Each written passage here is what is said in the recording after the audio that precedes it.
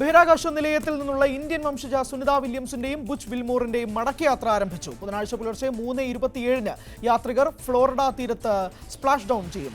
8:45 4 യാത്രികരും space suit ധരിച്ച് പേടകത്തിൽ കയറി hatching closure നടത്തി. തുടർന്ന് 10:35 അൺഡോക്കിംഗ് പ്രക്രിയ പൂർത്തിയാക്കി. ഇവയടക്കം 7 ഘട്ടങ്ങൾക്ക് ശേഷമാണ് സ്പ്ലാഷ് ഡൗൺ പൂർത്തിയാക്കുക. ഭൂമിയിലേക്ക് പേടകം കടക്കുന്ന ഡി ഓർബിറ്റ് ബേൺ ആണ് ഇനി നിർണായക ഘട്ടം. പുലർച്ചെ 2:27 ആ ഘട്ടം പിന്നിടുക. 17 മണിക്കൂറോളം നീളുന്ന യാത്രയ്ക്ക് ശേഷം 19 പുലർച്ചെ 3:27 പേടകം ഭൂമിയിലിറങ്ങുക. ഫ്ലോറിഡയുടെ തീരത്തോട് ചേർന്ന് കടലിലാണ് ഡ്രാഗൺ പേടകം ഇറങ്ങുന്നത്. 9 മാസത്തെ ഇടവേളയ്ക്ക് ശേഷമാണ് സുനിത വില്യംസും ബുച്ച് വിൽമോറും ബഹിരാകാശ നിലയത്തിൽ നിന്ന് ഭൂമിയിലേക്ക് മടങ്ങിയെത്തുന്നത്.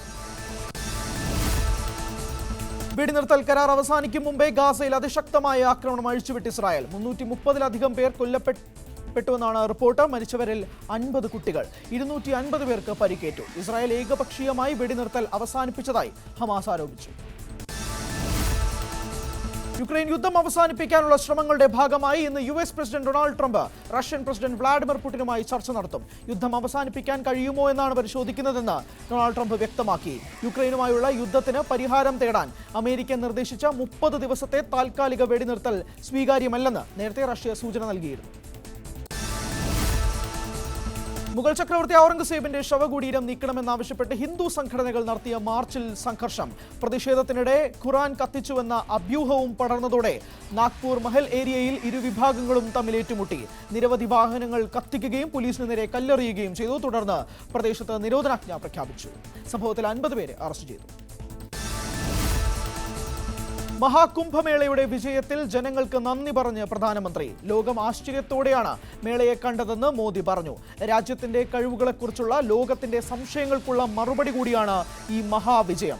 സംഘാടനത്തിൽ കഠിന പ്രയത്നം നടത്തിയവർക്ക് പ്രധാനമന്ത്രി പാർലമെന്റിൽ നന്ദി പറഞ്ഞു.